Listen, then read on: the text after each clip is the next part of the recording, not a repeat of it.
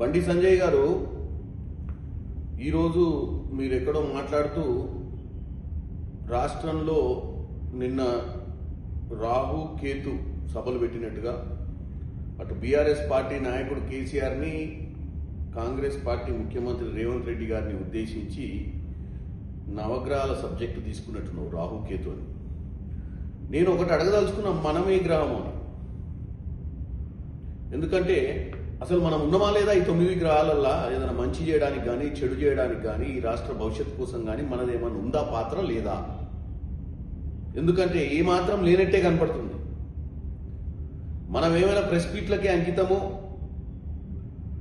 ప్రభుత్వం మీద అప్పుడప్పుడు రాష్ట్ర ప్రభుత్వం మీద అప్పుడప్పుడు ప్రెస్ మీట్లు పెట్టి, లేకపోతే ఇలాంటి సందర్భాలు నిన్న జరిగినటువంటి మీటింగ్ల మీద ప్రెస్ మీట్లు పెట్టడమేనా? ఏమన్నా ఈ రాష్ట్రానికి మంచి చేయాలి, ఈ రాష్ట్రానికి RRR తీసుకురావాలి, ఈ రాష్ట్రానికి మెట్రో ఫేజ్ 2ని స్పీడప్ చేయాలి, ఈ రాష్ట్రంలో మూసి రీజనరేషన్ చేయాలి, ఈ రాష్ట్రానికి రావాల్సిన నిధులు తీసుకురావాలి, ఈ రాష్ట్రంలో ఉన్నటువంటి పెండింగ్ సమస్యల్ని పరిష్కారం చేయాలి అన్న ఆలోచన ఏమన్నా ఉందా లేదా బండి సంజయ్ గారు? ఎందుకంటే వాళ్ళు సభలు పెట్టింది, మీరు కూడా పెట్టండి సభ. నేను భువనగిరి నుంచి దగ్గర 10-15 మందిని సమకూరుస్తాం, మీరు సభ పెట్టండి.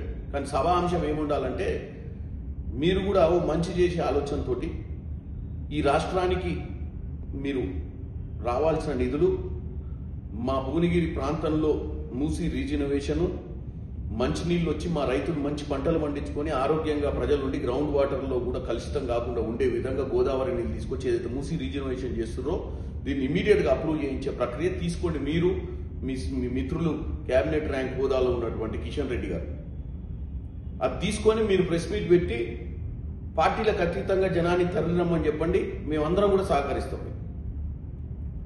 కానీ మీరు ప్రతిసారి ప్రెస్ మీట్ పెట్టి ప్రెస్ మీట్లో సారాంశం సరిగ్గా లేకుండా, మీ ఆలోచన ఏందో చెప్పకుండా కాళేశ్వరం గురించి మీరు మాట్లాడుతున్నారు బండి సంజయ్ గారు. కాళేశ్వరం గురించి లాస్ట్ ఇయర్ ఆగస్టులో 2025 ఆగస్టులో రాష్ట్ర ప్రభుత్వం అసెంబ్లీ వేదిక నుంచి మాట్లాడి సిబిఐ ఎంక్వైరీ ఇచ్చారు. ఎందుకు చేస్తలేరు మీరు? సిబిఐ ఎవరి చేతులు ఉంది? సెంట్రల్ గవర్నమెంట్ చేతులనే కదంటే, మీరు మంత్రివర్యులు మీ చేతుల్లోనే ఉంది కదా సిబిఐ. సరే, మీరు అనవసరమైన విషయాలకు కూడా సిబిఐని వాడుకుంటారు, ఈడీని వాడుకుంటారు, ఎలక్షన్ కమిషన్కి వాడుకుంటారు కదా జేబు సంస్థలని.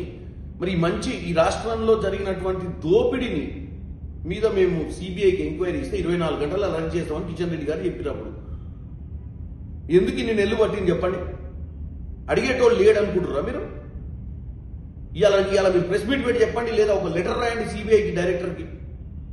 ఎందుకు ఇన్ని నెలలు పట్టిందని మేము మనలో లెటర్ మేము రాద్దాం అనుకుంటున్నాం. ఇప్పుడు ఎందుకు ఏమైందని కానీ మీ బాధ్యత కాదా? సిబిఐని అడగాల్సిన బాధ్యత మీద కాదా?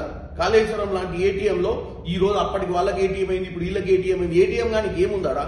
కూలిపోయిన పిల్లలు తప్ప దాంట్లో కార్డు పెట్టడానికి ఏడుంది నాయన. ఆల్రెడీ దోచుకొని పోయిరు వాళ్ళు, దోచుకొని దాచుకుంటుంటే నిమ్మకు నీరెత్తినట్టు మీరుండి ఆ రోజు ఏటీఎం అన్నోనికి మరి ఏటీఎం ఎందుకు బంద్ చేయించలేదు? ఆ రోజు సెంట్రల్లోనే ఉన్నావు కదా నువ్వు కూడా, ఆ రోజు మంత్రి లేకుండా ఎంపీగానే ఎట్టున్నావు కదా. కిషన్ రెడ్డి గారు మంత్రిగానే ఉన్నారు కదా, ఎందుకు ఆపలేదు మరి 10 ఏళ్ళు? ఇవాళ వచ్చి ప్రతిసారి రాజకీయం చేసే ప్రయత్నం చేస్తున్నారు మీరు. దయచేసి ఇమీడియట్గా సిబిఐని కాళేశ్వరం మీద గత 10 సంవత్సరాలలో జరిగినటువంటి అవకతవకల మీద ఇమీడియట్గా మీరు చెప్పండి. చెప్పేదానికి కాకుండా ఉట్టిగా మీరు రోజు ప్రెస్ మీట్లు పెట్టడం వల్ల ప్రయోజనం లేదు.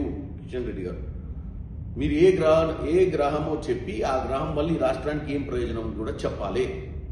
ఎందుకంటే ఎట్లాగో కేసీఆర్ చాలా రోజుల తర్వాత బయటకు వచ్చిండు, ఆయనకి ఏందో తెలియదు. నిన్న ఆయన ఎవరో జీవన్ రెడ్డి గారిని తీసుకుంటూ ఆయన జనరల్ సెక్రటరీ చేసిండు. మా దాంట్లో ఆయన పిసిసి ప్రెసిడెంట్ చేద్దాం అనుకున్నాం. ఒక రోజు జీవన్ రెడ్డి గారికి అర్థం కావాల్సింది ఏంటంటే, ఆల్రెడీ ఇక్కడ పిసిసి ప్రెసిడెంట్ గా పనిచేసిపోయినటువంటి పొన్నాల లక్ష్మే బతికేందో ఆడ ఇప్పుడు అర్థం చేసుకుంటే తెలిసేది. పొన్నాల లక్ష్మే ఎక్కడన్నా కనపడుతుండా? ఆయన సొంత వీడియోలు ఆయన చేసుకొని పెట్టుకుంటుండు సోషల్ మీడియాలో. సో జీవన్ రెడ్డి గారు, మీ పండగ నిన్నే అయిపోయింది. ఇక మీరు విశ్రాంతి తీసుకోవాల్సిన సమయం ఏర్పడ్డది మీకు. మీరు మా మీద అలిగినట్టు రోజు ఆడ అలిగితే పట్టించుకుంటోడు కూడా ఉండదు. మా మీద అలిగితే అట్లీస్ట్ ఏఐసిసి సెక్రటరీలో, పిసిసి అధ్యక్షులు మీ జగిత్యాల దాకా వచ్చి మిమ్మల్ని బతలాడారు. నిన్నటితోటి మీరు జనరల్ సెక్రటరీ అనే ఒక హోదా నార్మల్గా మన పార్టీలో ఏ హోదా మీకు తెలుసు, అటువంటి హోదా మీకు ఇచ్చిర్రు. కాబట్టి మీరు జనరల్ సెక్రటరీ అనే హోదా ఇంత చిన్న హోదా ఉంటుంది. మీ